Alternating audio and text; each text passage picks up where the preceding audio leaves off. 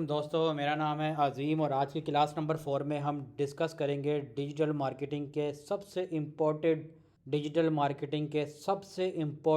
चीज़ के ऊपर, और वो है टारगेट ऑडियंस। अगर आपको अपनी ऑडियंस को टारगेट करना नहीं आएगा, आप अपनी अपनी एडवर्टाइज को, अपने ऐड को टारगेट ऑडियंस तक नहीं पहुंचा सकते, तो फिर आप एक अच्छे डिजिटल मार्केटर नहीं बन सकते। बगैर टारगेट ऑडियंस को सीखे आप डिजिटल मार्केटर बन ही नहीं सकते। इसी बारे में हम आज बात करेंगे। तो टारगेट ऑडियंस बेसिकली क्या होती है? तो डिजिटल मार्केटिंग में आपको, जैसे कि आपको पता है कि डिजिटल मार्केटिंग में बेसिकली हमने एक एडवर्टाइज करना होता है अपने किसी ब्रांड को, अपने किसी प्रोडक्ट को या क्लाइंट के प्रोडक्ट को आपने एडवर्टाइज़ करना होता है किसी भी चीज़ को। अब जब आपने करना है तो उसके लिए आपको डिफरेंट प्लेटफॉर्म जो है वो यूज़ करने हैं। उसके बारे में हम आगे जब प्लेटफॉर्म की वीडियो बनाएंगे तो बात करेंगे। मिसाल के तौर पर आपने फेसबुक के ऊपर अपने प्रोडक्ट को जो है वो एडवर्टाइज़ करना है। आपको सही टारगेट ऑडियंस सेलेक्ट करना आएगी तो ही आप एक अच्छा ऐड रन कर सकते हैं। अदरवाइज़ आप पैसे स्पेंड कर देंगे बहुत सारे और आपको जो आपके मतलब का रिज़ल्ट है वो नहीं मिलेगा। तो टारगेट ऑडियंस बेसिकली कहते किसे हैं? इसकी मिसाल मैं आपको लेता हूँ। टारगेट ऑडियंस में बेसिकली कुछ 4 या 5 कुछ मेन चीज़ें होती हैं। किन किन चीज़ों को जो है वो अपने जहन में रखते हुए हमने अपनी ऑडियंस को टारगेट करना है। तो सबसे पहले जिस चीज़ को हमने जहन में रखना है वो है हमारी एज। जी हाँ, एज जो है वो बहुत इंपॉर्टेंट है, बहुत ज़्यादा इंपॉर्टेंट है। एज जो है, आपने जब आपने एड्स चलाने हैं तो आपने इस चीज़ का आपको पता होना चाहिए कि आपने किस एज ब्रैकेट के अंदर जो है वो आपका ऐड जो है वो दिखना चाहिए। इसकी मिसाल हम आगे जाके अभी मैं आपको इसको डिटेल से एक्सप्लेन करूँगा। सेकंड पे हमारे पास आ जाता है बिहेवियर। जी हाँ, बिहेवियर जैसे आपके कस्टमर का क्या बिहेव है, वो क्या एक्टिविटी परफॉर्म कर रहा है डिफरेंट जगहों पे, और वो एक्टिविटी आपको कैसे पता लगेगी, आप कैसे उसको ट्रैक करेंगे, ये भी हम आगे जाके बात करेंगे। लेकिन आप इसको माइंड में रखें कि बिहेवियर जो है वो बहुत इंपॉर्टेंट है। थर्ड पे हमारे पास आ जाता है जो सबसे इम्पोर्टेंट चीज़ है, वो है प्लेटफॉर्म्स। जी हाँ, प्लेटफॉर्म हमारा जो है वो हमें बिल्कुल पता होना चाहिए कि हमने किन प्लेटफॉर्म को यूज़ करते हुए किस ऑडियंस को टारगेट करना है। प्लेटफॉर्म से मेरा मतलब है या तो आप सोशल मीडिया पे यानी फेसबुक, ट्विटर, इंस्टा पे आप इनमें से किसी एक प्लेटफॉर्म पे चूज़ करेंगे, या तमाम प्लेटफॉर्म आपकी ऑडियंस के लिए सूटेबल हैं। ये चीज़ जो है ये प्लेटफॉर्म में आ जाती है, उसमें गूगल आ जाता है, उसमें यूट्यूब आ जाता है, डिफरेंट चीज़ें आ जाती हैं, व्हाट्सअप भी उसमें आ जाता है। तो प्लेटफॉर्म जो है वो आपको जो है आपके माइंड में होना ज़रूरी है कि प्लेटफॉर्म जो है वो भी आपने वाइजली बड़ा चूज़ करना है कि किस प्लेटफॉर्म पे जो है आपने एडवर्टाइज़ करना है। नंबर 4 पे जो हमारे पास चीज़ आ जाती है वो है इंटरेस्ट, कि आपकी ऑडियंस का जो है वो इंटरेस्ट किन चीज़ों में है, वो किन चीज़ों में दिलचस्पी लेती है आपकी ऑडियंस, और किन चीज़ों में वो उसको अपना ज़्यादा टाइम स्पेंड करती है। नंबर 5 पे जो आ जाती है चीज़ वो है रीटारगेटिंग, मतलब किसी भी चीज़ को, किसी भी ऑडियंस को आपने एक दफ़ा टारगेट कर लिया, अब दोबारा उसको टारगेट कैसे करना है, इसको रीटारगेटिंग कहते हैं। नंबर 6 पे जो है वो है डिवाइसेस, कि किन डिवाइसेस पे आपको आपका ऐड जो है वो किन डिवाइसेस पे जाना चाहिए। वो लैपटॉप्स पे जाना चाहिए, डेस्कटॉप कंप्यूटर पे जाना चाहिए, मोबाइल फ़ोन पे जाना चाहिए, या सभी पे जाना चाहिए। नंबर 7 पे हमारे पास है जो सबसे इंपॉर्टेंट चीज़ है, प्लेसमेंट्स, यानी आपकी ऐड की जो प्लेसमेंट्स होती हैं वो बहुत इंपॉर्टेंट होती हैं। वो आपको पता होना चाहिए कि आपका ऐड जो है वो किस जगह पे प्लेस करना है, और आपने कौन सा क्रिएटिव जो है वो किस प्लेसमेंट पे यूज़ करना है। नंबर 8 पे जो हम डिस्कस करेंगे वो है डेमोग्राफिक्स। डेमोग्राफिक्स बहुत इंपॉर्टेंट है, हमें पता होना चाहिए हमारे ऑडियंस जो है उसका उसका साइज़ क्या है, उसका वो क्या काम करती है, किस जगह पे जाती है, कोई आया कि वो कोई बिजनेसमैन है या कोई जॉब्स करते हैं। ये सारी चीज़ें डेमोग्राफिक में आ जाती हैं। नंबर 9 पे जो हमारे पास आ जाता है वो जेंडर है। जेंडर भी हमें जो है ना वो बहुत वाइजली सिलेक्ट करने हैं कि आपने मेल को टारगेट करना है या फीमेल को टारगेट करना है। अभी तक तो मेरे जो जहन में है, माइंड में, वो यही 9 पॉइंट्स हैं। इसके बाद अगर कोई और भी आएंगे तो मैं आपसे आगे चल के डिस्कस कर लूँगा। तो चलिए इन पॉइंट्स को जो है वो डिटेल में जो है वो समझने की कोशिश करते हैं। सबसे पहला जो पॉइंट है वो हमारा एज। अब एज जो है वो क्यों इतनी इंपॉर्टेंट है आपका, मैं आपको हर पॉइंट के ऊपर जो है एक एग्जांपल दूंगा ताकि आपको जो है वो समझने में आसानी हो। तो एज जो है वो क्यों इंपॉर्टेंट है? एज जो है वो आपने सेलेक्ट करना आपके लिए बहुत इंपॉर्टेंट है। लेट्स सपोज़ आपका एक बिज़नेस है, आपने एक बिज़नेस प्रमोट करना है, जिम होता है। तो जिम आपने प्रमोट करना है, तो अब जिम में जो है अब आप जो बाय डिफ़ॉल्ट जो सिलेक्शन जो होगी वो तमाम एज ग्रुप के लिए होगी। तमाम एज ग्रुप को जो है ना वो बाय डिफ़ॉल्ट टारगेट किया जा रहा होगा। लेकिन आपने देखना ये है कि क्या जिम की तमाम एज ब्रैकेट के लोगों को ज़रूरत है या नहीं। फॉर एग्ज़ाम्पल मेरे माइंड के मुताबिक जो जिम ज़्यादातर लोग जो जाने वाली एज होती है वो एज 20 ईयर टू मैक्सिमम 40 या 45 ईयर्स, इस एज तक के लोग जिम जाते हैं। तो अब जब आपने एक जिम का एक ऐड रन करना है तो आपने इस चीज़ को ख्याल रखना है कि जो आपके जिम जाने वाली ऑडियंस है वो उसकी एज ब्रैकेट क्या है। आपने फॉर एग्जांपल अगर एक जिम का ऐड आप एक 13 साल के बच्चे को दिखाएंगे या 15 साल के बच्चे को दिखा देंगे, या इसी तरह आप 65 ईयर्स के ओल्ड मैन या वुमन को दिखा देंगे, कोई 50 ईयर्स के मैन को दिखा देंगे, तो वो मोस्ट प्रोबेबली आपके ऐड को इग्नोर कर देगा। और क्योंकि उसको जिम में इंटरेस्ट ही नहीं है, उसका एज ही इस तरह की नहीं है वो जिम जाए, तो इस तरह आपकी ऐड की जो कॉस्ट है वो वेस्ट होगी। और क्लाइंट्स आपसे, जो क्लाइंट हैं आपसे, अगर आप किसी क्लाइंट का काम कर रहे हैं तो वो आपसे जो है वो खुश नहीं होगा। तो एज जो है ये आपने बहुत इसको माइंड में रखना है।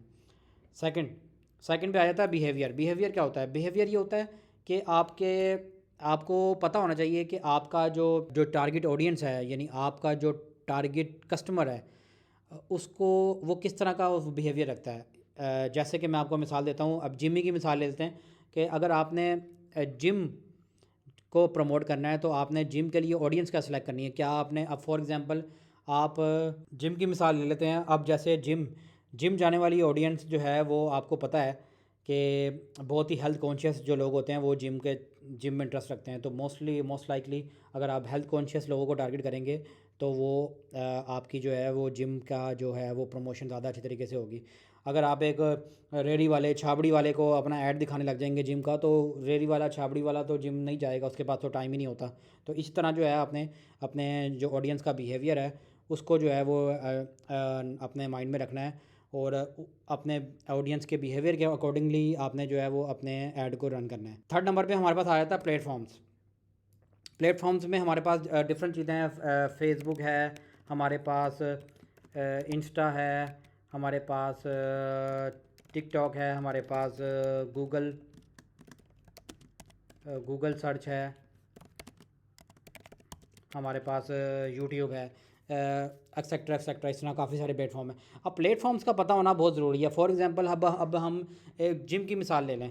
अब जिम जो है वो ज़्यादातर यंग लोग जाते हैं, यंग लोग जाते हैं जिम। और आपको पता है कि जो यंग लोग हैं वो हमारे पास इस वक्त या तो टिकटॉक पे हमें मिलेंगे या हमें इंस्टा पे मिलेंगे।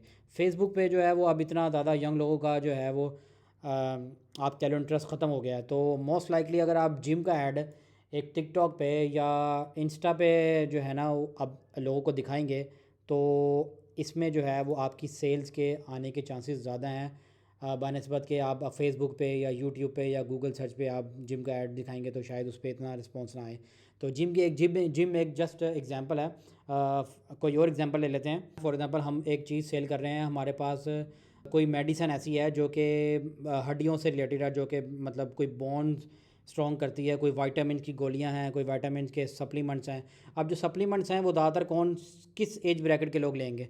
तो अब देखें, अब ऊपर हमने जो टारगेट किया था वो हमने टारगेट किया था 20 to 45 ईयर। अब यहाँ पे जो सप्लीमेंट्स वाला हम ऐड है वो हम most likely 45 year to 65 year के लोगों को हम जो है ना दिखाना पसंद करेंगे, क्योंकि ऐसे इस एज के लोग जो है वो सप्लीमेंट्स को बहुत ज़्यादा जो है वो पसंद करते हैं। ऐसे सप्लीमेंट जो कि जब आप बूढ़े हो जाते हैं तो आपको आपकी हड्डियों को मजबूत रखने में आपकी मदद करते हैं। इस तरह के कुछ सप्लीमेंट्स जो की बात कर रहा हूँ मैं। तो अब आपने अगर फॉर एग्जांपल कोई इस तरह की चीज़ को टारगेट करना है तो इनमें से आपको सबसे अच्छा प्लेटफॉर्म कौन सा रहेगा? सबसे अच्छा प्लेटफॉर्म रहेगा फेसबुक, क्योंकि जो हमारे जो बुज़ुर्ग हैं, जो बड़ी एज के लोग हैं, उनका ना तो टिकटॉक पे अकाउंट है, ना ही वो इंस्टा पे हैं, और ना ही वो यूट्यूब पे इतना ज़्यादा जाते हैं। तो जो सबसे ज़्यादा जो अच्छा प्लेटफॉर्म आपके लिए रहेगा वो फेसबुक रहेगा। ये था प्लेटफॉर्म। और इसको हम मज़ीद जब इनके ऊपर डिटेल में वीडियो बनाएंगे तो हम इसको मज़ीद भी डिस्कस करेंगे। अभी मैं सिर्फ समझाने के लिए आपको कुछ एग्जांपल के साथ जो है वो चीज़ें बता रहा हूँ। तो नंबर 4 पे हमारे पास आ जाता है इंटरेस्ट। इंटरेस्ट जो है वो बहुत ज़बरदस्त चीज़ है। फॉर एग्ज़ाम्पल अगर आपने जिम की मिसाल ले लेते हैं कि अगर आपने जिम को टारगेट करना है तो आप ऐसे लोगों को टारगेट करेंगे जो बहुत ज़्यादा हेल्थ कॉन्शियस होंगे। बहुत ज़्यादा हेल्थ कॉन्शियस लोगों को जो है वो आप टारगेट करेंगे, जिनका हेल्दी फूड में इंटरेस्ट होगा। इस तरह के लोग भी जिम में बहुत ज़्यादा इंटरेस्ट रखते हैं। और इसी तरह जो है वो आपने टारगेट्स जो है वो आप सोच सकते हैं। लेकिन अगर आप ओवरऑल सबको आप जिम के लिए टारगेट कर देंगे तो जिम में जो है वो 100 लोगों को आप अगर आपका ऐड पहुंचा तो 100 में से जो है वो 99% लोग जो है वो जिम जाने में इंटरेस्ट नहीं होंगे और आपका ऐड के पैसे जो है वो वेस्ट हो रहे होंगे। तो इंटरेस्ट जो है ना वो आपने लाजमी हर अपनी नीश के मुताबिक, अपनी प्रोडक्ट के मुताबिक नीश जो है वो आपने इंटरेस्ट जो है वो आपने बहुत वाइजली सेलेक्ट करने हैं। नंबर 5 पे हमारे पास आ जाता है रीटारगेटिंग। रीटारगेटिंग बेसिकली एक बहुत ही लंबा टॉपिक है, तो इसको हम इसके लिए रहता है जब डेडिकेट वीडियो बनाएंगे तो उसके ऊपर हम बात करेंगे। और मैं आपको एक ऊपर ओवरऑल एक बता दूं कि रीटारगेटिंग कहते हैं कि किसी बंदे को आपने टारगेट किया और फिर दोबारा आपने उसी बंदे को, किसी स्पेसिफिक बंदे को टारगेट किया। फॉर एग्जांपल एक बंदे ने आपका जिम का ऐड जो है वो देखा, अब उसने ऐड देख के आपकी आपकी जो पोस्ट थी उसको उस बंदे ने लाइक कर दिया, लेकिन वो उसने ना कोई आपको मैसेज किया, ना ही कोई कमेंट किया और ना ही उसने कुछ भी नहीं किया और वो बस उसकी फीड से गुजर गया ऐड, उसने उसको लाइक कर दिया। अब उसने लाइक किया तो कहीं ना कहीं उसको जिम के बारे में, कोई जिम से रिलेटेड कोई ना कोई इंटरेस्ट लाजमी होगा, तो उसने पेज को लाइक किया। तो अब जब हम एक ऐड ऐसा भी चला सकते हैं जिसमें हम ऐसे बंदों को टारगेट कर सकते हैं जिन्होंने हमारी वीडियो को लाइक किया, हमारी वीडियो को देखा, हमारी वीडियो को पर कमेंट किया या उसके ऊपर टाइम गुजारा, टाइम स्पेंड किया। तो हम उसको जब सेम उस बंदे को टारगेट करेंगे तो उसे रीटारगेटिंग कहते हैं। रीटारगेटिंग में और भी काफ़ी चीज़ें आती हैं, वो हम आगे जाके जो है वो एडवांस जब वीडियो बनाएंगे तो उसके ऊपर डिस्कस करेंगे। 6 नंबर की जो चीज़ है वो भी बड़ी इंपॉर्टेंट है कि डिवाइसेस। नॉर्मली जो है वो कुछ चीज़ें ऐसी होती हैं जो आपकी तमाम डिवाइसेस पे आपका ऐड चले तो वो बेहतर होता है, लेकिन कुछ चीज़ें ऐसी होती हैं, फॉर एग्जांपल अगर मैं एक मोबाइल का केस सेल कर रहा हूँ, पर मैं आईफोन 13, आईफोन 14 प्रो मैक्स का केस सेल कर रहा हूँ, या मैं चार्जर सेल कर रहा हूँ 14 प्रो मैक्स का, और मेरा ऐड जो है वो सैमसंग के फ़ोन पे भी जा रहा है, एमआई के फ़ोनों पे भी जा रहा है, वन प्लस के मोबाइल्स पे भी जा रहा है, तमाम कंपनियों के ऐड पे जा रहा है। तो आपको क्या लगता है कि एक मेरा ऐड है जो कि सिर्फ़ और सिर्फ आईफोन 14 प्रो मैक्स के ऊपर, जो जिन लोगों के पास आईफोन 14 प्रो मैक्स है, मेरा ऐड जो है वो उन्हीं लोगों तक जा रहा है, और एक मेरा ऐड है वो तमाम यानी सब पे ही जा रहा है, सैमसंग वाले पे भी जा रहा है, एमआई पे जा रहा है, वन प्लस का जा रहा है, जबकि मैं सेल क्या कर रहा हूँ, आईफोन 14 प्रो मैक्स का चार्जर सेल कर रहा हूँ या आईफोन 14 प्रो मैक्स की कोई एसेसरी सेल कर रहा हूँ। तो किस में सबसे ज़्यादा रिस्पॉन्स आएगा, आपको क्या लगता है? जी हाँ, ये पहले वाले जो, यानी मैं जो आईफोन 14 प्रो मैक्स के यूज़र को जो टारगेट कर रहा हूँ स्पेसिफिकली, इसमें जो है मुझे रिस्पॉन्स आएगा बहुत अच्छा।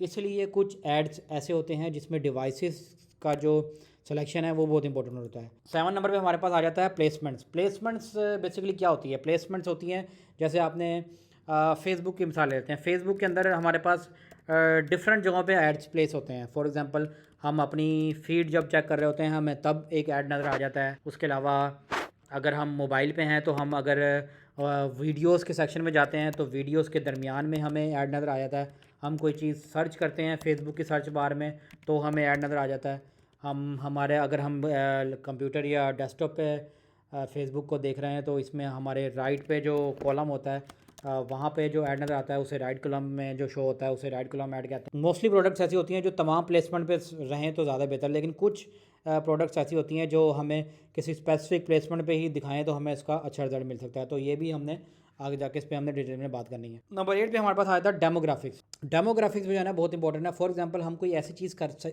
सेल कर रहे हैं जो कि स्मॉल बिजनेस ओनर के लिए जो है वो फ़ायदेमंद है। अब हम मिसाल ले लें, फॉर एग्जांपल हम एक सेल कर रहे हैं कैश काउंटिंग मशीन। हम कैश काउंटिंग मशीन सेल कर रहे हैं। अब कैश काउंटिंग मशीन कितने लोगों को जो है वो किन किन लोगों को ज़रूरत होगी? वो डेफिनेटली हर बंदे को कैश काउंटिंग मशीन का ऐड दिखाने की हमें ज़रूरत नहीं है। हमें टारगेट करना है ऐसे लोगों को जो कि CEO हों, जो कि कोई सेल्स टीम में का हिस्सा हो, जो कि फाइनेंस में किसी कंपनी में फाइनेंस के जो है वो प्रोफेशन में हो, कोई स्मॉल बिजनेस ओनर्स हों। हमें इस तरह के लोगों को टारगेट करना है। तो हम जब ये सारी जो चीज़ें हैं वो आते हैं डेमोग्राफिक्स में आ जाती हैं। नंबर 9 पे जेंडर है। जेंडर में अगेन जो है वो बहुत इंपॉर्टेंट है, या तो हम मेल को टारगेट करेंगे या हम फीमेल को टारगेट करेंगे। तो फॉर एग्जांपल अब हमारे पास हम एक ऐड रन कर रहे हैं जिम का, हम जिम की मिसाल ले लेते हैं, और हम एक लेडीज़ जिम का ऐड रन कर रहे हैं, लेकिन हम ऐड उसका लेडीज़ जिम का ऐड जो है वो हमारे मेल्स को भी जा रहा है। तो तो आपको क्या लगता है कि हमारा ऐड जो है वो इफेक्टिव रहेगा या नहीं रहेगा? नहीं रहेगा। तो कोई ऐसी प्रोडक्ट जो कि फ़ीमेल से रिलेटेड हो, तो हमने उसके अंदर सिर्फ फीमेल्स को ही टारगेट करना है, हमने मेल्स को एक्सक्लूड कर देना है। इसी तरह कोई ऐसी चीज़ है जो सिर्फ मेल से रिलेटेड हो, तो हमने उसमें फ़ीमेल को एक्सक्लूड कर देना है, सिर्फ मेल को टारगेट करना है। तो ये जो है वो टारगेट जो आपने जेंडर में आ गया। इसके अलावा नंबर 10 पे मैं एक चीज़ ऐड करना भूल गया था जो कि बहुत इंपॉर्टेंट है, और वो है एरिया या लोकेशन। ये सबसे ज़्यादा इंपॉर्टेंट चीज़ है। अच्छा, अब जिम की मिसाल ले लेते हैं। फॉर एग्ज़ाम्पल मेरी एक जिम है जो कि लाहौर में है, लाहौर में मेरी जिम है, और मैं जिम का एक ऐड जो है वो चला रहा हूँ। अब मैं लाहौर का जिम का ऐड जो है मैं पूरे पाकिस्तान में उस जिम का ऐड चला रहा हूँ। आपको क्या लगता है कि ये पूरे पाकिस्तान में जो जिम का मेरी बहुत अच्छी जिम है, फॉर एग्ज़ाम्पल मैं आज सब कुछ फैसिलिटी दे रहा हूँ, मेरे प्राइजेज़ बहुत अच्छे हैं, मेरा इन्वायरमेंट बहुत अच्छा है, और मेरे ट्रेनर बहुत अच्छे हैं, मेरी जिम में सब कुछ है, लेकिन मेरा जो मैं जब ऐड स्पेंड कर रहा हूँ तो मेरे एड्स के ऊपर रिज़ल्ट नहीं आ रहा। क्यों? क्योंकि मैंने पूरे पाकिस्तान में ऐड चलाया हुआ है। तो जबकि मेरी जिम है लाहौर में।